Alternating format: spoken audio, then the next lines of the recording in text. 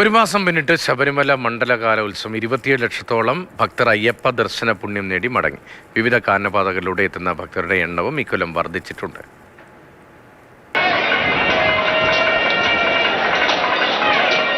വൃശ്ചിക മാസം കഴിഞ്ഞു, ധനുമാസം 1-ാം തീയതിയാണിന്ന്. ഇന്നും നല്ല ഭക്തജന തിരക്ക് സന്നിധാനത്ത് അനുഭവപ്പെടുന്നുണ്ട്. ഞായറാഴ്ച ഒരല്പം തിരക്ക് കുറവായിരുന്നു. ഇന്നലെ വൈകിട്ടും ഇന്നും ഭക്തരുടെ എണ്ണം വലിയ രീതിയിൽ വർദ്ധിച്ചിട്ടുണ്ട് സന്നിധാനത്ത്. നവംബർ 16-ന് ആരംഭിച്ച തീർത്ഥാടന കാലം ഒരു മാസം പിന്നിടുന്നു. ഇതുവരെ എത്തിയത് 26,81,000 ഭക്തർ.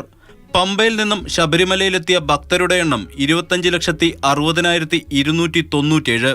അഴുതക്കടവ് പമ്പ വഴി 46,690 ഭക്തരും സത്രം വഴി 74,473 പേരും സന്നിധാനത്തെത്തി. തീർത്ഥാടകരുടെ എണ്ണത്തിൽ മുൻവർഷത്തെക്കാൾ വർധനവുണ്ടായിട്ടുണ്ട്. കൃത്യമായ ക്രമീകരണങ്ങളിലൂടെ എല്ലാവർക്കും സുഗമമായ ദർശനം സാധ്യമാക്കാൻ കഴിഞ്ഞുവെന്നാണ് പോലീസിന്റെ വിലയിരുത്തൽ. മാതൃഭൂമി ന്യൂസ്, സന്നിധാനം.